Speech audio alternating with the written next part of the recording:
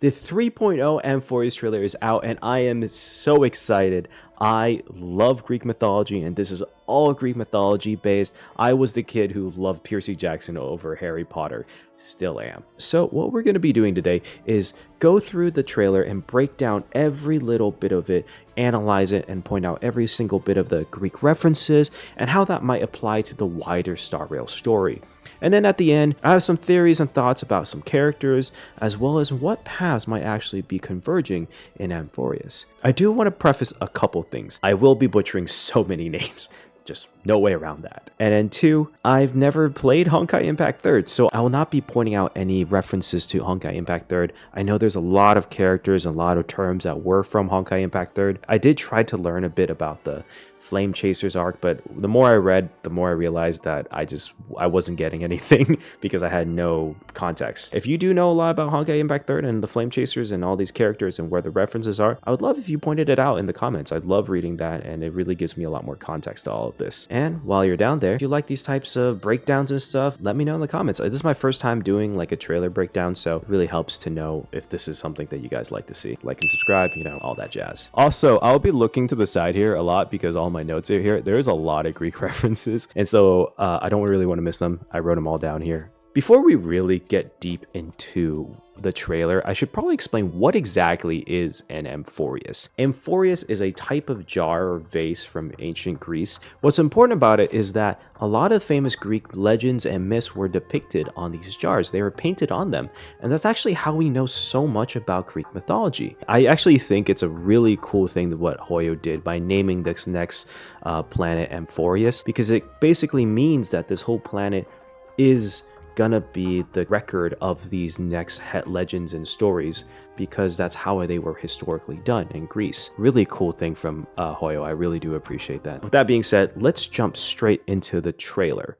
Gods may have cast down the flames of wisdom, but the fires of civilization are lit by humanity. Amphoreus, through strife, writes of the intersection of 3 paths. It is a world where heroes across the land embark on the flame-chased journey together. I'm gonna stop here. Like I said, I'm gonna be breaking down this a lot. There's gonna be a lot of pausing. So one thing that's really important here, and the reason why I'm starting from this, is that Albert mentions gods may have cast down the flames of wisdom. This is a reference to Prometheus, the titan of flames, and the one who created and crafted humans in Greek mythology. He was also the one who brought down the gift of fire from Olympus, and fire, both literal fire, but also granting them intelligence. And Zeus was not happy about that, and he got a really bad punishment. Amphoreus, through strife, writes of the intersection of 3 paths. It is a world where heroes across the land embark on the flame-chased journey together, and where humankind rewrites destiny. In the legend's beginning, the world was pure chaos. Then, the gods cast down the core flames, and the titans were born within. 3 titans carved the heavens and earth. 3 wove the threads of fate. 3 molded life with their hands, and 3 guided calamity's gate. Wanted to bring this up first, is that what exactly are the Titans? So the Titans were the gods before the gods. They were the parents of the gods. It's saying that the gods casted down the core flames and the Titans were born, which is a flip of the original story, which was that the Titans were first and they created the gods. The gods were literally their children. Now let's get into exactly who the Titans are, because I think this is a really fun part. And the Titans were born within. 3 titans carved heaven and earth. Kind of a weird thing is, I know they're trying to go with a 3-3-3-3 and make it 12. Technically speaking, only 2 titans created the heavens and earth, and that was Mother Earth, Gaia, and that's Uranus, father of the sky, essentially. With there being 2, the third one, there's a toss-up between a couple. What I currently think is Okeanos, who is a titan of pure water or fresh water, because Gaia's land, Uranos is sky, then there has to be a sea or waters. 3 wove the threads of fate. Okay, the three titans wove the threads of fate. They're the 3 fates. It's very famous, especially if you played God of War or any other Greek-based like story game or something. The threads of fate are technically gods, not titans, but they're kind of utilizing it as titans. And the 3 that wove fate are Clotho, who spun the thread of life, Lacheus, who measured the length of the thread, meaning the measure the length of life, and then Athropos, who cut the thread of life, determining when the death was for each and every single person. This was the golden thread of life. Every single person had it, and it would be cut and determined by the 3 fates. They are not titans, they are gods, but they're kind of utilizing it as titans, which is, you know, it works for this. I'll tell you one thing, that they're going to be mashing together a lot of Greek mythology concepts, which is completely fine. It's a story and it's their interpretation, and this is not technically Greece, it's Greek inspired. So 3 molded life with their hands. 3 titans that molded life with their hands. One is obviously, as I mentioned before, Prometheus. Not just granted wisdom, but he also actually crafted humanity out of clay. The second one would be his brother, oh god, Epimetheus? This is kind of a funny thing. Epimetheus, he was in charge of giving the positive traits to all life, and accidentally gave all the positive traits to all the animals, and didn't give anything to humans. And so that's actually why Prometheus had to go down and get the wisdom of fire and grant it to the humans. And then the third one, ironically, also isn't a titan, would be technically Athena, goddess of war, but really strategy. And she actually breathed life into all of these clay dolls and then made them into humans. If they're going really traditional with that, that would be the 3 titans that molded life. And 3 guided Calamity's Gate. 3 that guided Calamity's Gate is, this one's basically a shot in the dark, I'm not gonna lie. The way I kind of took it is that what titans are stopping the end of the world? The first one that came to mind is this one right here. This is a huge reference to Atlas, the one who holds the sky. It was a punishment, but you could see it as an honorable thing. The second one, in my opinion, was Kronos, who is Father Time, who literally guides and watches over time. Without him, there would be calamity because there'd be no time. And then finally is Themis, Lady Justice. I actually see her symbol right here, which is the scales. She literally watches over justice. Those were basically the 12 titans I have. They might not actually use their actual names, but they might use the same roles. The Titans blaze enlightened civilizations, and people of all realms thrived endlessly. But the Golden Age was fleeting, and from beyond the sky came the heretical Black Tide. Its gloom was darker than death itself, driving the Titans to madness and the mortals to mutual war. Strife broke out across the land, and the stain of blood consumed the light of dawn. As the gods waged war, the sun itself grew quiet in awe. Okay, I have to point this out, and this is actually really interesting. That right there, you see this eye symbol? That is the symbol of Ena, the order, which is the sun. This would essentially imply that Ena was the god that founded the Titans. She literally saw a world in chaos and then brought order to it. This also implies that Ena created the Titans, which could also mean that the Titans were the 12 emanators of order. So the original Amphoreus was a planet of order, and then the Titans were the emanators of order and then helped guide and create order for the people. And from beyond the sky came the heretical Black Tide. What happened here could be the simple fact that Ena fell. She was an Aeon that fell or was assimilated with Xipe, the harmony. This brings into the question of what would happen to a planet or an emanators if their Aeon fell. This might actually be a depiction of what happens when an Aeon falls and what happens to the world. I'm not sure about the black goo thing, but it would to me make sense that the Titans who were made by order are emanators of order and then lost order, went crazy. Millennium of divine conflict left only a shattered world and an age of darkness. The core flames flickered and dimmed in and the age of the gods met its end. Golden blood fell to the ground as a distant prophecy resounded. Flow, golden blood. So the core flame in the beginning was what was given to the Titans to create order. And there was 12 Titans. Either there was one big flame, or, which I think is more likely, is that they split the core flame between the 12 Titans. And the core flame I don't think is an actual flame.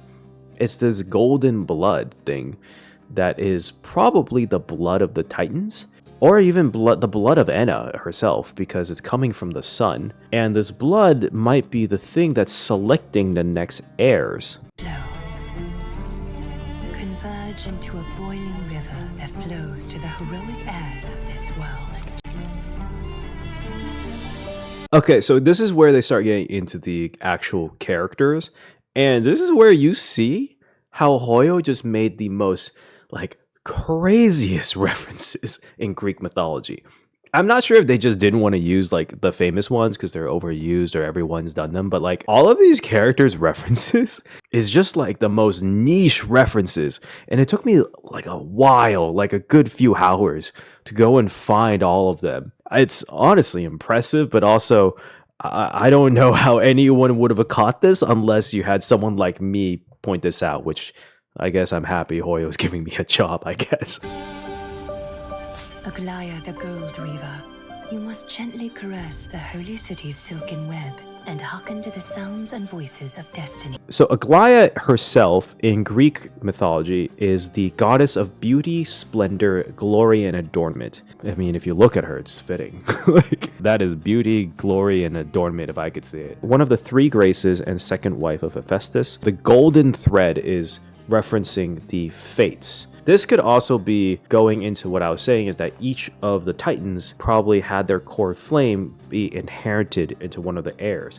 And Aglaea probably got one of the fates. And so as one of the heirs, she has that power, I suppose. One thing that's really interesting right here, divine authority, Mystia Chrysalis of gold. I think that's how you say it. Mystia in Greek actually translates to remembrance. Directly. The concept of remembrance is originally Mystia. She follows the path of remembrance. There shall be the three-faced messenger traversing through myriad doors, bearing tidings to you from hundreds of worlds. So, Tribbie, in terms of Greek references, we don't really have much. The only thing I have is that Tribbie could be referring to tribos, which is the Greek term for tracks of life, which does track. What's interesting is the mention of there shall be a three-faced messenger traversing myriad doors. One, in Star Rail, the only three-faced messenger we know of is Harmony. In Greek mythology, the three faces that travels through many paths is a reference to the goddess Hecate, is a three-faced goddess of magic and crossroads, which fits this whole entire thing. Oh, this one's my favorite right here. When I was researching this fucking blew my mind, I'm not gonna lie. The foolish has enough knowledge to refute faith and to stir up a torrent capable of slaying gods. First of all, want to point this out there. Very Conrian looking. Also very specifically Dainsliff coded. Whole entire Conrian thing being that they are a godless nation in Genshin. But I'll get into that a little bit. Let's get into his Greek reference. I thought this was amazing. The ancient Greek philosopher Anaxagoras, who was one of the first people to bring about the theory that the sun and moon were not gods, but objects, and was banished for it. He also was the first person to found the real reason behind an eclipse, and was critical that the gods made this world. That's such a cool character, and it's such an interesting and cool way to bring it about. It might be interesting that if he finds a way to slay a god, he might actually become an official member of the Genius Society, but not really want it. He is a Conrian looking guy from Genshin. He has the Dainsliff look. As a philosopher that he's referencing, brought about the theory that the sun and moon were not gods, which is again tying both into this as well as Genshin's, and that they found the true cause of the eclipse nation in Conria, trying his best to find that the gods did not actually create this world. I'm so excited for this character, and he is such a cool concept of a character. I also wonder if the little thing on his hand is a Fate reference. Go seek the priest who severs dawn from dusk, and let the sky become the slumbering cot from which she wakes. This is a weird one. This should be Hyacine. First of all, kind of looks like Barba. So there's no direct one-for-one wording that's a reference to Greek mythology. Probably is Hyacinthus. Hyacinthus was a guy, a beautiful Spartan prince that was beloved by Apollo. And yes, if you didn't know, the Greeks swung both ways all the time. Definitely not a new thing. Just letting anyone who thought so, it's not. It's really old. But anyways, one day, Apollo and Hyacinthus were playing discus. The west wind, Zephyros, who also loved Hyacinthus, blew the discus towards him, hit him in the head, and killed him. In Apollo's grief, he made the dying boy into the hyacinth flower. If you actually look at her marketing art, you can see flowers. That's the only reference I could find for Hyacine and Hyacinthus. I think I'm pretty on the mark considering the flowers and everything. Slumbering cot from which she wakes. Oh, this guy's the guy right here. Oh. The enemy's king with Crimnos' blood. Immediately, there's a few references here. The roar and the lion symbolism in the back, and just the golden heroic look. First things you think of is the famous heroes of Greek mythology. Probably you thought of Hercules. Heracles, if you want to be authentic to the Greek name, because Heracles defeated the Nemean lion, and he's often depicted wearing the Nemean lion's hide. The Undying is probably a reference to Achilles, because Achilles was dipped in the river Styx, and he can't be harmed unless in a very specific area, which was his heel. The other part about this, Mydemos, is probably a reference to Deimos, the god of fear and dread of loss and war, being the son of Ares, the god of war, and Aphrodite, the goddess of love. The roar and making them scared of him is the fear of dread. Really cool looking guy, though. Very Gilgamesh coded, let's be honest here. We all thought that. Hear that, mongrel? Set her in motion, Cipher of the fleet-footed. Command your frozen time to once again flow. I'm gonna be honest with you. I tried. I literally researched as much as I could. I could not find a single thing about Cipher or Cyphera or even cats that have to do with Greek mythology. The only other thing I got is that she could be, just by association of being a woman warrior, she could be an Amazonian. There's a whole kind of species of like cat-like people that are maybe majority women warriors. That could be that is a reference to Amazonian women. And this one might be a stretch, but because of the whole Fate collab, she could be like Atalanta, only Greek woman hero, which is holy shit.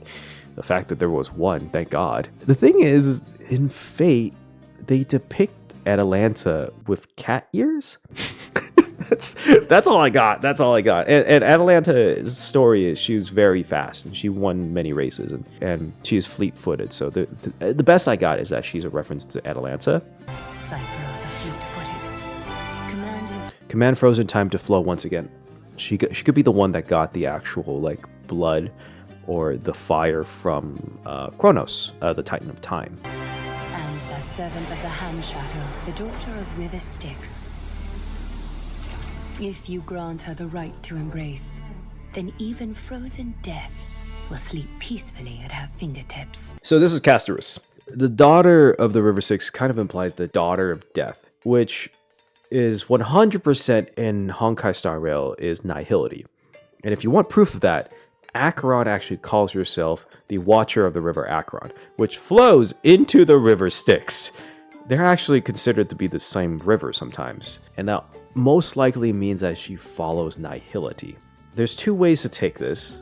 Number one is just if we just take the name Castorice, which is most likely a reference to Castor and Pollux, Gemini or Dioscuri. TLDR, they're the twin sons of Zeus-ish. One was fully mortal, one had immortality, and when they were dying, the one that had Pollux, who had immortality, gave half his immortality to Castor so they could be together forever in the skies. Very beautiful story, very nice. Brotherly love to the max. But I also don't really know how that has to do anything with this at all. So it's an interesting name choice. By look, design, and how everything is coming together with her, the best I could think of is Persephone, queen of the underworld, wife of Hades, supposedly a goddess of spring and a goddess of flowers. Could be. Again, it doesn't have to be exact references. My thing is that she's probably a reference to Persephone with all the dark spring motif in the underworld. Castorice, to be Castor and Pollux is good name, but I don't think it really fits. You will hear the sound of the ocean's abyss reverberating through the storm. So we're starting to get the characters that they didn't reveal the name of. Kind of, they did reveal names, not directly, on the Star Rail wiki when you look up flame chasers. This Poseidon waifu could be so many people. They're saying that one of the characters you'll see later is actually named Hyacine. This is most likely a reference to Hylas, who is the best friend of Hercules, who journeyed with him through the Argo and then was dragged down by water nymphs. I'm not sure if she was dragged down, but there could be a story of her gaining power from drowning, and it could seem like she got the power from Okeanos, the titan of water. The options is that she's a reference to, God, any of the daughters of Poseidon, Rhodos, Lemio, Arene, on and on and on. Dude had a lot of kids. Could be a waifu version of any of the male heroes. Theseus, Triton, Orion, hell, Percy Jackson himself, apparently. It's up in the air. My money is probably this is Hyacine. It's a very strange reference to use, though, for this. You will see outlanders from faraway realms visiting under the veil of gloom. I have no idea. That was obviously the Astral Express. There's no way this is not the Astral Express, right? That's the Astral Express. Who the hell is that? Apparently they have long ears. It could be related to Castorice and same race or something, but like it doesn't fit a shadow of anyone we know. Because it's not saying an Astral Express, it's just saying an Outlander, realms visiting under the veil of gloom. Yeah, it's tough to say. This is definitely going to be a surprise shock to us. Until the journey's end, when the Titans of old have all fallen, and the nameless... I guess the Titans haven't fallen yet, then. They're just going mad for 1,000 years. And I think part of the story of inheriting the heir of the Titans is to actually slay the Titan that maybe they're associated with in order to get the full power. And the nameless new king ascends the throne, alongside countless heroes. I have to give credit to Cat in a blue hat. Cat with a blue hat, I think that was the name. This completely slipped me right here until I saw their video. This could be a reference to the destruction being here because there is an emanator of destruction, a void ravager called the chess player, who destroys planets at a much slower rate than others and could be responsible for a lot of things that happened here. They are very strategic, very slow burn and the destruction. This chess piece literally slowly destroying the ground could be a reference to the chess player, the Lord Ravager, which would mean that destruction is part of it. I actually really like this theory. The hand looks female. And also the Outlander under the veil of gloom looked female as well, even though they came from the Astral Express. So this could all be actually the same character. The nameless new king ascends the throne, alongside countless heroes, to embark on the grand mission of deliverance.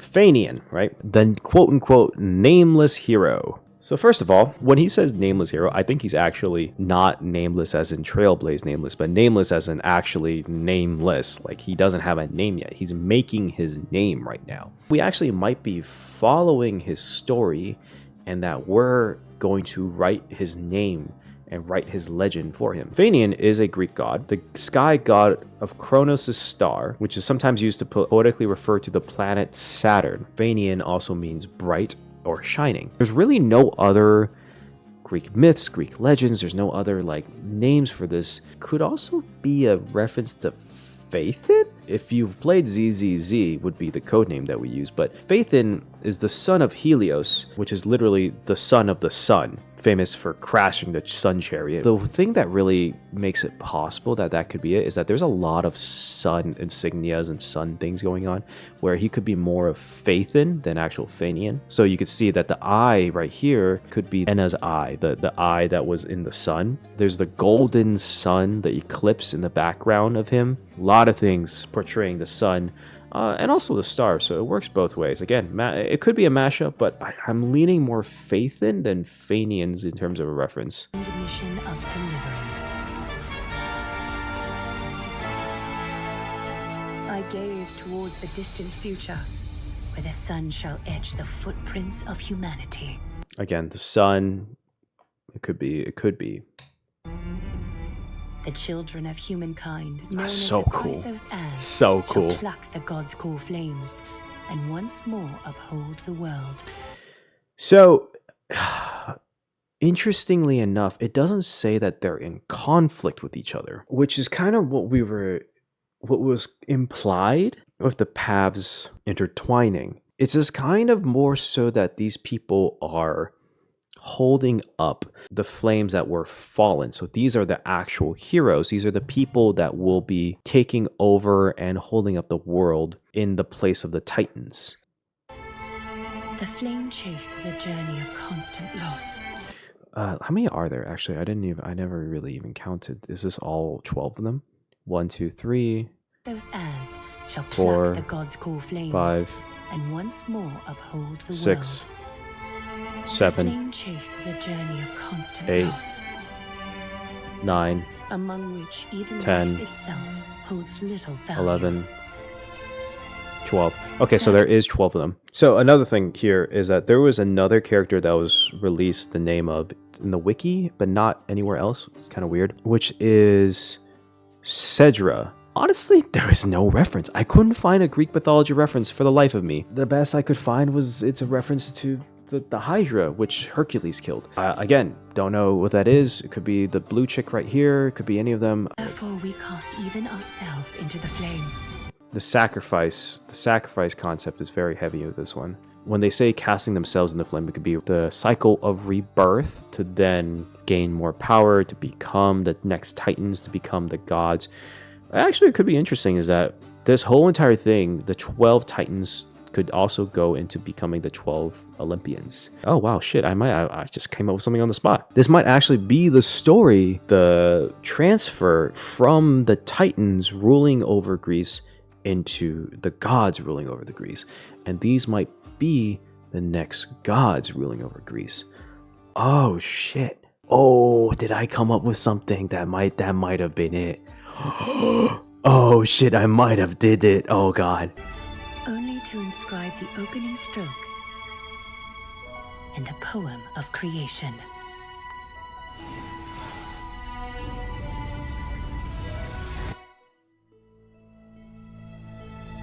Most heroes' journeys in the universe are just dice tosses they threw on a whim. Will your answer be any different, Amphoreus? I was trying so hard to figure out why Herta is a big part of Amphoreus.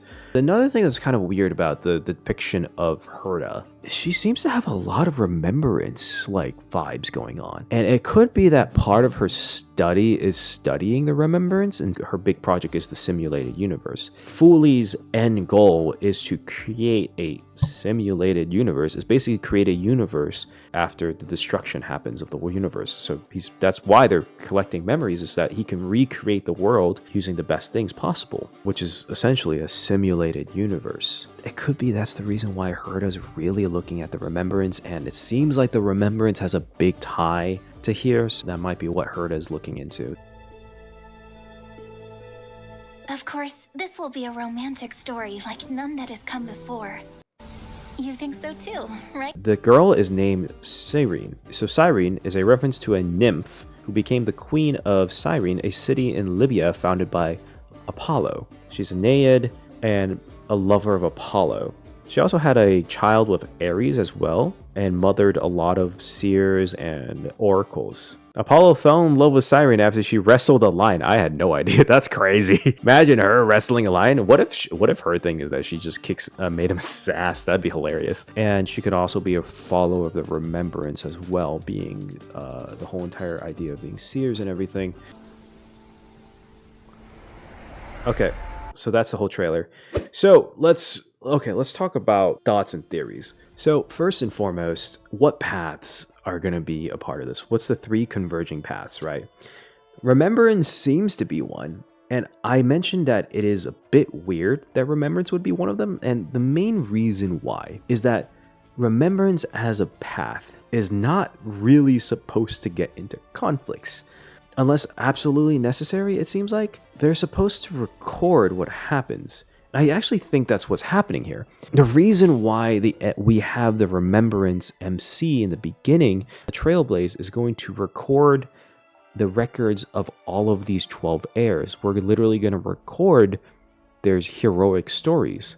And then we're going to be the one that describes the opening stroke of the poem of creation. The Titans fell. Now, in Greek mythology, from the Titans needs to come the gods. As the Trailblaze, and we write and record the stories of how these 12 heirs become the next gods or leaders of Amphoreus. I always assumed it would be like war, like fighting. These are the 3 paths fighting. But it obviously seems like the Remembrance is one of them, and I don't really see them fighting a war, because their job is to record the war or record what happens. That brings to the question, who are the other 2? The big one I can think of, there's a lot of references to oracles. So finality might be one. Finality hasn't played a big part in the story other than the fact that we found out that the Stellaron Hunters are followers of finality. Because we know that the Stellaron Hunters are followers of finality, and that Elios is able to read into the future, it kind of brings into the thing that oracles or oracle-type beings, prophecies, are part of finality because they're literally telling the future. So finality seems to be one of them. Where does that leave us? Oh, actually destruction, right?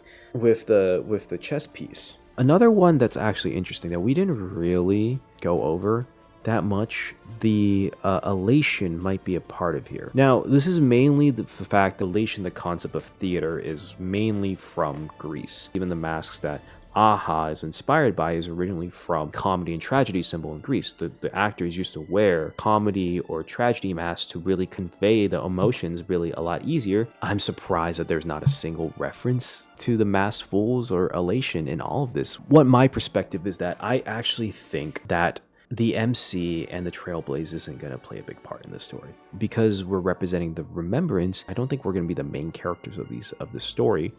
We're going to be the ones that record the story. The one difference between Penacony, the crew was invited. It was implied in the beginning that the crew was going to play a big part in Penacony.